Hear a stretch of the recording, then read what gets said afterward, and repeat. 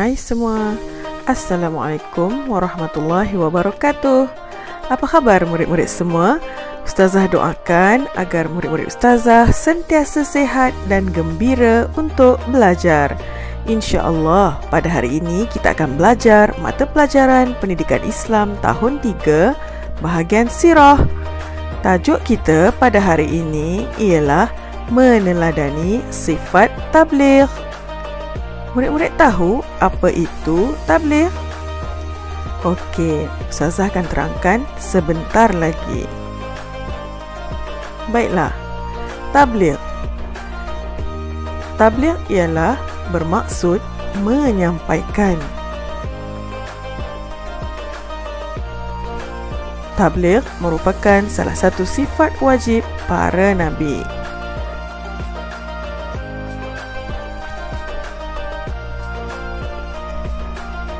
Selain itu, mereka menyampaikan wahyu yang diterima daripada Allah kepada umat mereka.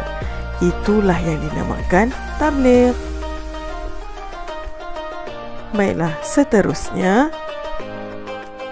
Nabi Muhammad SAW gigih berdakwah menyampaikan ajaran Islam walaupun baginda sering menerima tentangan hebat daripada kaum musyrikin. Sebagai umat Islam, kita bertanggungjawab menyampaikan ajaran Islam kepada orang lain. Bersesuaian dengan hadis yang telah diriwayatkan oleh Imam Bukhari, "Ballighu anni walau ayah." Maksudnya, sampaikan daripadaku walaupun sepotong ayat. Kita hendaklah berpesan-pesan kepada kebaikan. Baiklah, seterusnya Ustazah akan terangkan keunggulan sifat tabligh Nabi Muhammad SAW. Pada peringkat awal, Nabi Muhammad SAW berdakwah secara rahsia. Baginda mula berdakwah kepada orang yang rapat dengan baginda, iaitu isteri baginda sendiri, Khadijah binti Khuwailid, serta sahabat baginda Abu Bakar As-Siddiq. Seterusnya Ali bin Abi Thalib, Zaid bin Harisah, dan mereka ini adalah di antara yang terawal memeluk agama Islam. Namun begitu, Nabi juga menerima tentangan dan cabaran yang hebat.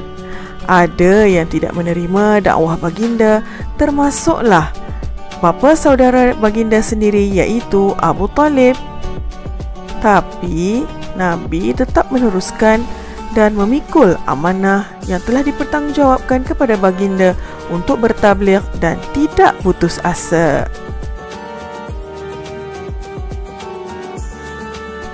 Seterusnya, peristiwa di Bukit Safa. Nabi Muhammad naik ke Bukit Safa menyeru penduduk Mekah supaya beriman kepada Allah Subhanahu wa taala. Dakwah ini dilakukan secara terang-terangan, bukan lagi rahsia. Namun begitu, cabarannya pastilah sangat hebat. Kaum musyrikin sangat marah, mencaci, menghina dan memulaukan Nabi dan keluarga baginda. Abu Lahab pula selalu menyakiti baginda. Tetapi tindakan Nabi Muhammad, baginda sangatlah bersabar dan tenang menghadapi cabaran, dan baginda juga merancang strategi dakwah yang lebih meluas. Baginda tidak berputus asa. Seterusnya, Nabi Muhammad SAW berdakwah di Taif. Semasa baginda Rasulullah di Taif, baginda berdakwah menyampaikan ajaran Islam. Namun baginda menerima tentangan yang hebat. Baginda diejek, dihina dan dilontar batu sehingga cedera dan berdarah. Tetapi Rasulullah SAW tidak berputus asa. Malah baginda semakin cekal berdakwah dan tidak membalas dengan kekasaran. Hebat kan baginda Rasulullah? Seterusnya, Rasulullah SAW memasang strategi untuk berdakwah melalui penulisan. Baginda mengutus surat menyampaikan ajaran Islam kepada raja pemimpin negara seperti Raja Rom, Habsyah, Parsi dan Mesir. Namun begitu, cabaran yang baginda Rasulullah terima sebagian besarnya menolak dan menentang ajaran Islam. Ada yang mengancam untuk memerangi umat Islam. Namun Rasulullah meneruskan dakwah tanpa putus asa, dan dakwah tersebut diperluaskan lagi sehinggalah ke kota Madinah. Baiklah anak-anak, kita telah pun tahu ya bagaimana cara Rasulullah menyampaikan tabligh. Baginda berdakwah dengan cara bertabligh. Seterusnya Ustazah akan terangkan kepentingan Nabi Muhammad SAW bersifat tabligh. Islam, ajaran Islam tersebar luas ke seluruh pelosok, dan alhamdulillah, seperti yang anak-anak semua tahu, kita sehari ini hendaklah bersyukur kerana Islam telah pun sampai kepada kita pada hari ini atas usaha kuat Rasulullah SAW bertabligh. Seterusnya, semakin banyak kaum musyrikin Mekah yang meninggalkan berhala dan memeluk Islam. Mereka juga mengamalkan akhlak yang mulia dalam kehidupan.